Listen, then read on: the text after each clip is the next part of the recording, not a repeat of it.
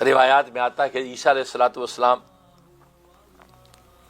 ایک دن چلے جا رہے ہیں، ظاہر ہے کہ آپ نے کوئی گھر نہیں بنایا تھا، آپ سیاحی کرتے تھے، ادھر سے ادھر جا رہے ادھر سے ادھر جا رہے ہیں، بس کہیں لیٹ گئے کہیں بیٹھ گئے، اسی حالت میں ایک پیالہ آپ کا ہوتا تھا اور ایک آپ کی کنگھی ہوتی تھی، پیالے سے آپ پانی پی لیتے تھے، کنگھی سے ہاتھوں سے جو بالوں کو کنگھی کر لیتے تھے۔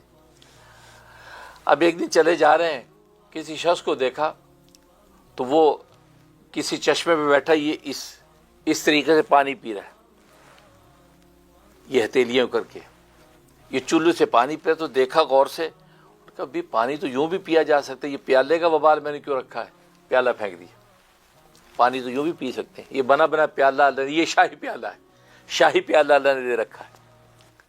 اس میں کسی اللہ والے نے کہ یہ شاہی پیالے کی جو ناقدری کرتا ہے نا، مطلب چوری کرتا ہے، اسی ہاتھ سے چوری کرتا ہے، اللہ یہ شاہی پیالہ واپس لے لیتا ہے، کہا کہ ہاتھ کاٹ دو، یہ شاہی پیالہ ہمارا واپس دے دو، کیونکہ یہ شاہی پیالہ جب تمہیں دے رکھا تھا تم یہ ہمارے آگے ہاتھ پھیلاتے گڑگڑاتے، ہم اس تیرے شاہی پیالے کو بھر دیتے اور تیرے جو دو وقت کی روٹی کا انتظام ہوتا، بجائے اس کے تم نے ظلم کر کے کسی جگہ چوری کی، لہٰذا یہ تم نے شاہی پیالہ تجھے دے رکھا، بھائی یہ پھیلاؤ ہمارے آگے، یہ پھیلانا تیرا کام ہے، اس کو بھر دینا ہمارا کام ہے، تجھے ہم سے اتنا بھی تعلق نہیں، جنہیں یہ ہاتھ بغیر مانگے دے دیے تھے، کیا رزق جو بغیر مانگے تجھے نہیں دے گا؟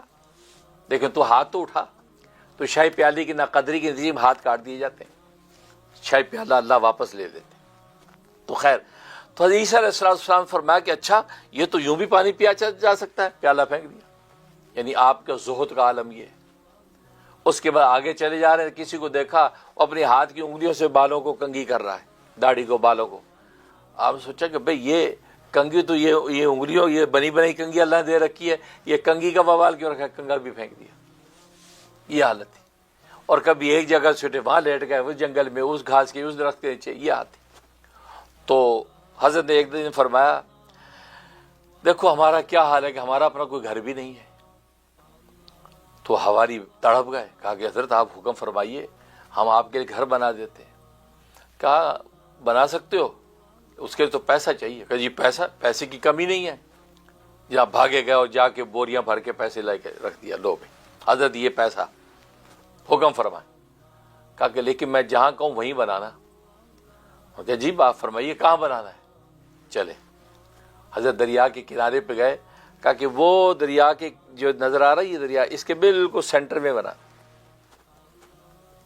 تو وہ ایک دوسرے کو دیکھنے لگے، کہا حضرت دریا کے سینٹر میں کیسے بنے؟ کہا نہیں وہیں بنانا، اگر وہاں بنا سکتے تو ٹھیک ہے، ورنہ ضرورت نہیں ہے، ایسی اچھی گزر رہی ہے۔ کہا لیکن حضرت وہاں بن نہیں سکتا، ہم بنائیں گے تو وہ تو فنا ہو جائے گا، گر جائے گا۔ کہا کہ یہاں زمین پہ بناؤ گے تو وہ بھی آخر فنا ہی ہو جانا ہے، تو فنا وہاں بھی ہونا، فنا یہاں بھی ہونا ہے، تو اس فنا کے ساتھ دل کیوں لگانا ہے؟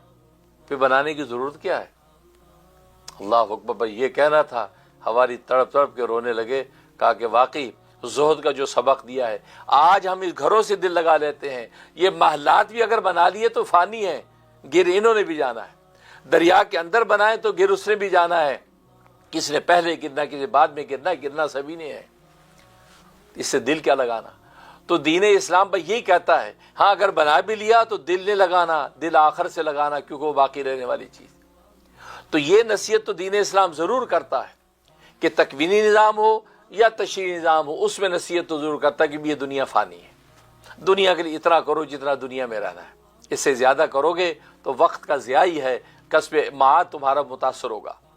ہاں آخرت کے لیے اتنا کرو جتنا تمہیں آخرت کے اندر رہنا ہے، اس لیے کہ ظاہر ہے آخرت میں ہمیشہ ہمیشہ رہنا ہے، لہٰذا آپ کو وہاں زیادہ کرنا ہے۔